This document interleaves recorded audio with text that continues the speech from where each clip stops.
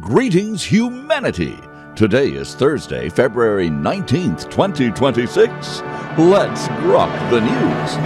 I'm Robert Gardner, using Grok each weekday to help me search out and to summarize the biggest headlines in the news today. You also get the unparalleled benefit of this observer's opinions. We review a roundup of the most critical reports in the world, from South Korea, the Persian Gulf, Geneva, Soda Springs, California, New Delhi, and the rest of the world. But first, a deep dive into today's top story right after this.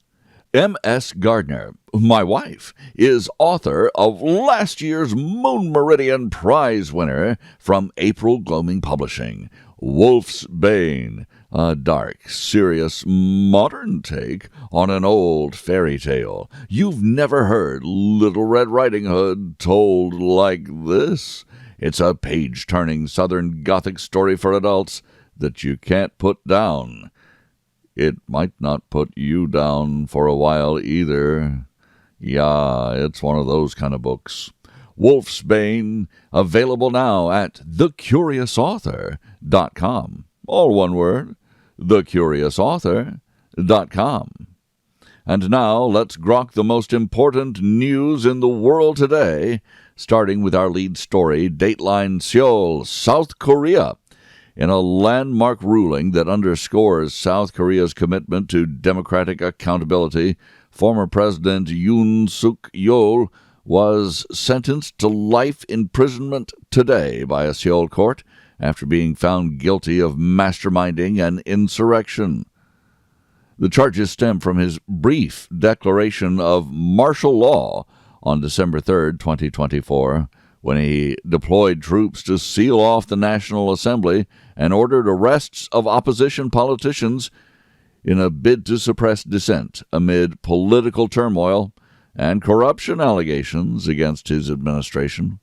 The court described Yoon's actions as a grave assault on the Constitution and democracy itself, warranting severe punishments despite prosecutors' earlier demand for the death penalty.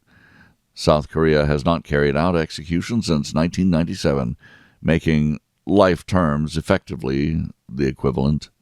Yoon, already detained on related charges like abuse of power, showed no visible emotion during the verdict, which was broadcast nationwide.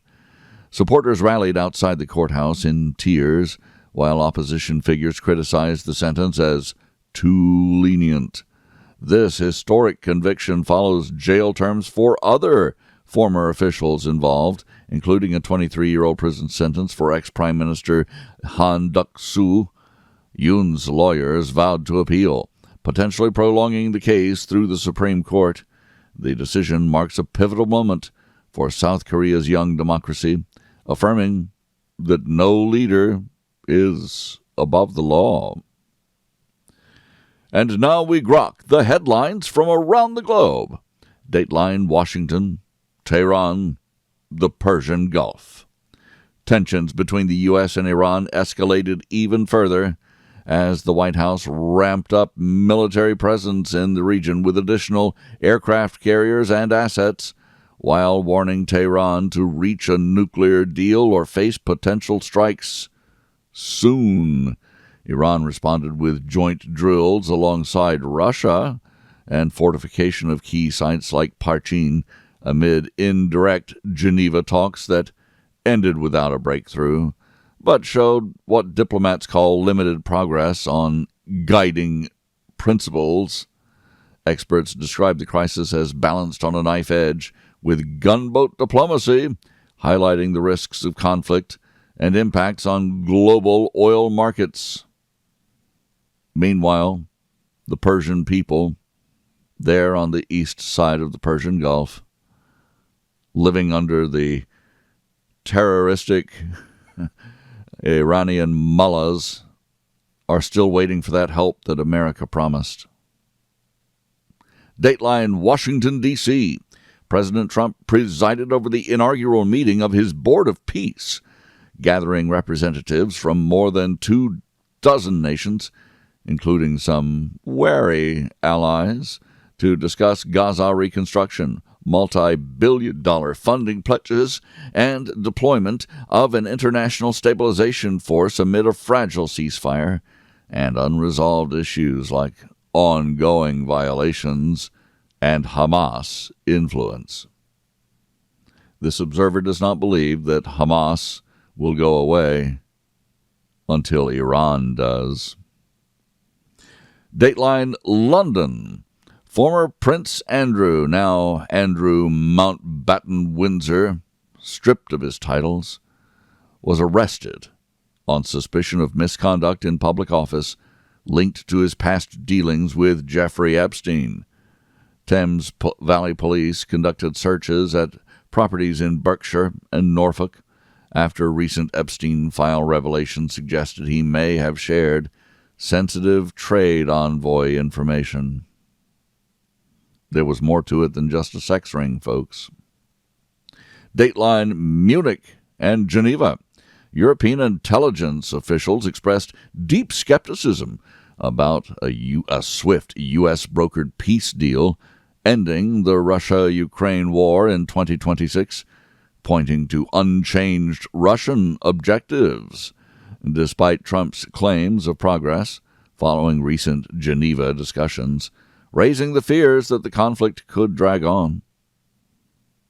That's not a fear to the Europeans. That's a feature. The fact is that Ukraine has also been rather stubborn in their territorial objectives. Dateline Geneva and Khartoum.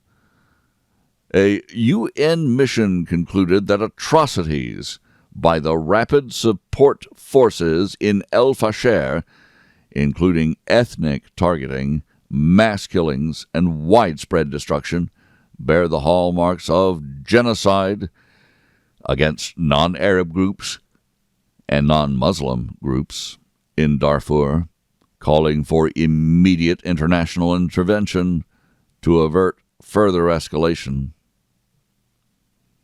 Dateline Soda Springs, California. 8 backcountry skiers were confirmed dead and 1 presumed deceased after a massive avalanche near Lake Tahoe buried a group of 15 during a severe winter storm, marking California's deadliest avalanche in history amid ongoing harsh rescue conditions. Dateline Gaza City.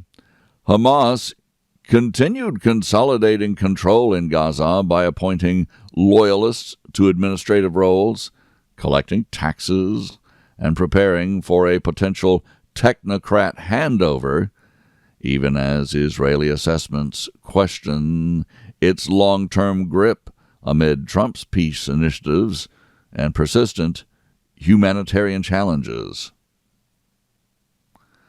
Dateline Los Angeles. Meta CEO Mark Zuckerberg testified in a landmark class action trial accusing Instagram and Facebook of deliberately designing features to addict young users, defending the platform while facing intense questioning over youth protection measures and broader implications for social media regulation. This observer thinks there needs to be some protection for the seniors who get caught up in computer scams, not to mention social media. Dateline Washington, D.C. The U.S. restricted new FEMA disaster deployments due to a partial Department of Human Services shutdown stemming from funding disputes over ICE reforms in Congress, potentially creating gaps in emergency response capabilities during an active severe weather period. Well, who needs federal emergency response to a disaster? According to the Democrats, it's much more important to protect illegal immigrant voters. Dateline Lima, Peru. Jose Maria Baltazar has been appointed as Peru's new interim president, becoming the country's 9th leader in a decade, following the corruption-linked removal of his predecessor, highlighting ongoing political instability in the region.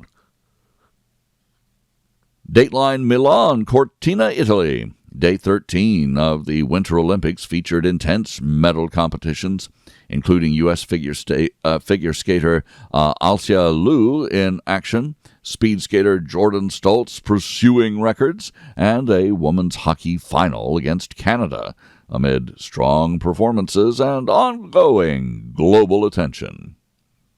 Dateline Beijing.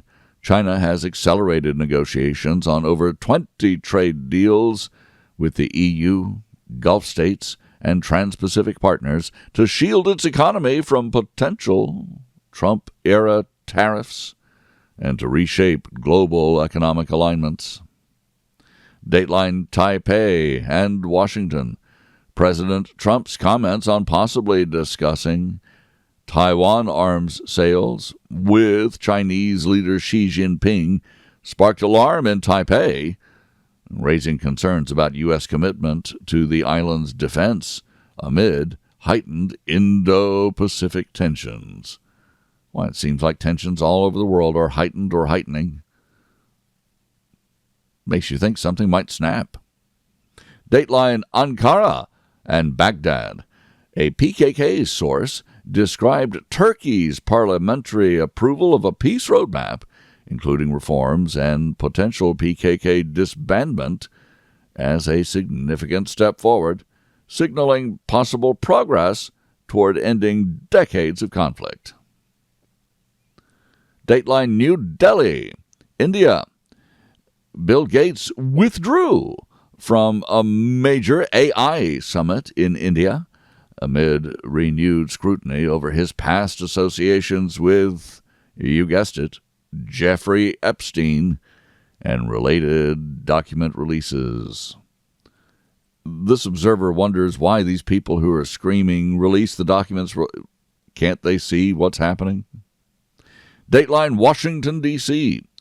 Health and Human Services Secretary Robert F. Kennedy Jr. partnered with Kid Rock to launch the Rock Out Workout campaign, urging Americans to increase physical activity and prioritize whole, real foods as part of the Trump administration's health initiatives. This observer wonders, how old does Kid Rock have to get before they stop calling him Kid? Dateline New York, New York. Mayor Zohran Mamdani proposed significant New York City Police Department budget cuts and a freeze on new hires, igniting fierce debate over public safety and policing priorities in the city. Dateline Washington, D.C. A D.C. resident who lost a grandson to violence publicly praised President Trump's straightforward approach to crime, highlighting personal perspectives amid the ongoing national discussions on safety. And Dateline Gaza. Independent data continued to verify Gaza's staggering humanitarian toll, tens of thousands dead or injured. Amid the crisis, some schools began incorporating peace-building curricula to support war orphans and to foster long-term reconciliation. Well, this observer calls that some of the best news to come out of that area in a long time. I thank you for listening. Please join me tomorrow to once again grok the news. I'm Robert Gardner. Godspeed and God bless.